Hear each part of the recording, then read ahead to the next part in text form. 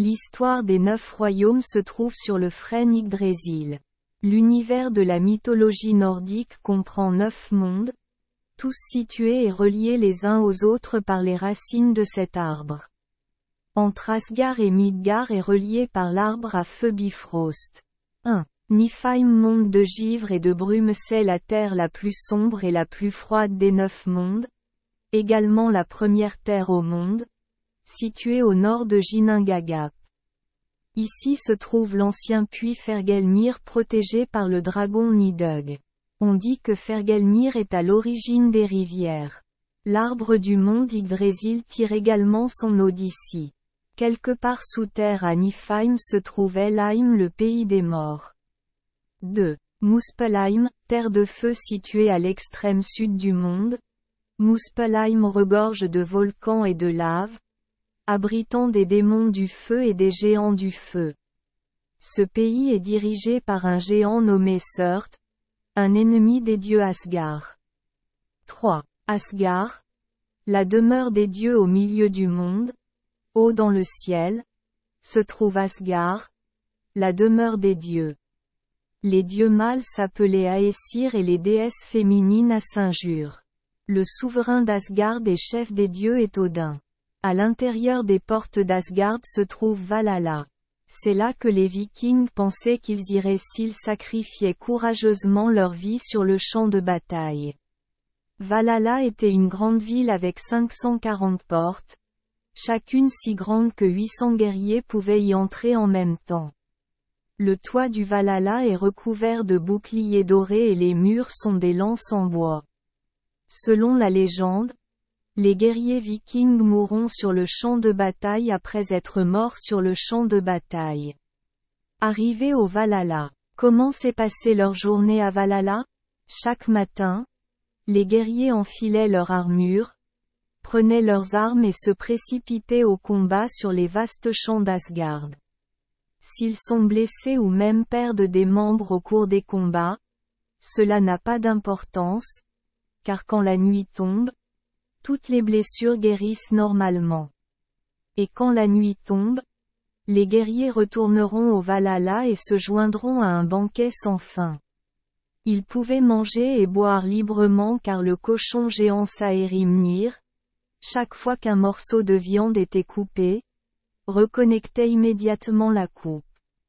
Et la chèvre Aidrin, debout sur le toit du Valhalla, mangeait les branches de l'arbre divin Yggdrasil, du pis duquel coulaient des flots incessants de délicieux vins de miel, de quoi garder tout le monde ivre toute la journée.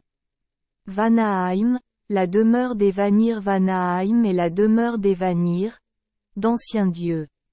Ce sont des maîtres en magie et en sorcellerie, ainsi que doués pour prédire l'avenir. Personne ne sait exactement où se trouve Vanaheim ni à quoi il ressemble.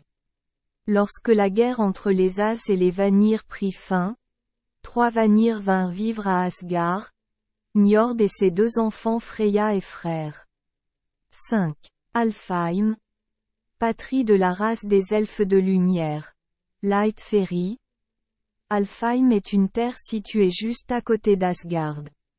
Les elfes de lumière qui vivent ici sont des créatures extrêmement belles, souvent considérés comme des anges gardiens. Ce sont les dieux qui gouvernent la nature et l'accouchement. Les elfes de lumière possèdent de nombreux pouvoirs magiques, aident souvent les humains et sont une source d'inspiration pour la poésie et la musique. Le chef des elfes de lumière est le dieu frère. 6. Midgard, la maison des mortels. La terre située au milieu du monde, sous Asgard, est notre terre.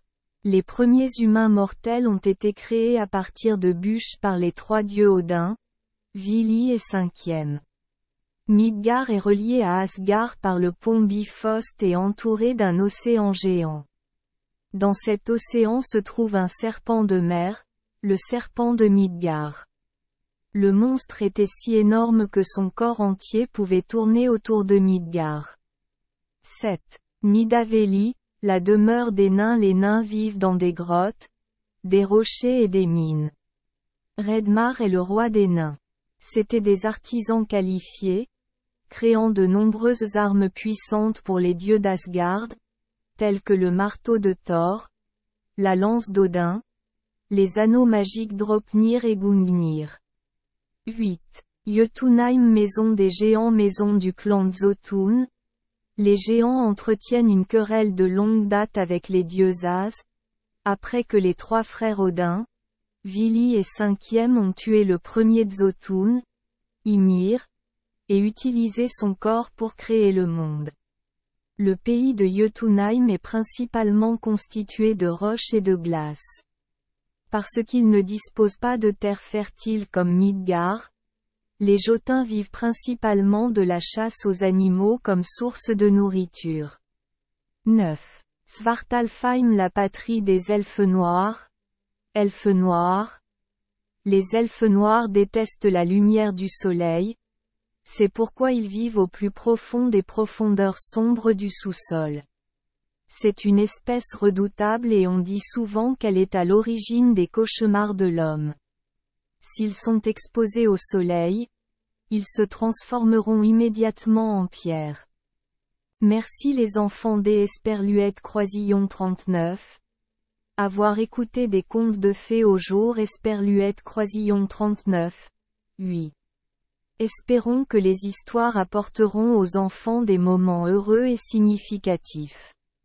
Si vous aimez notre chaîne, veuillez appuyer sur le bouton S Esperluette Croisillon 39. Abonner, pour ne manquer aucune histoire intéressante. Je vous souhaite une bonne nuit de sommeil et de beaux rêves. Rendez-vous dans la prochaine histoire.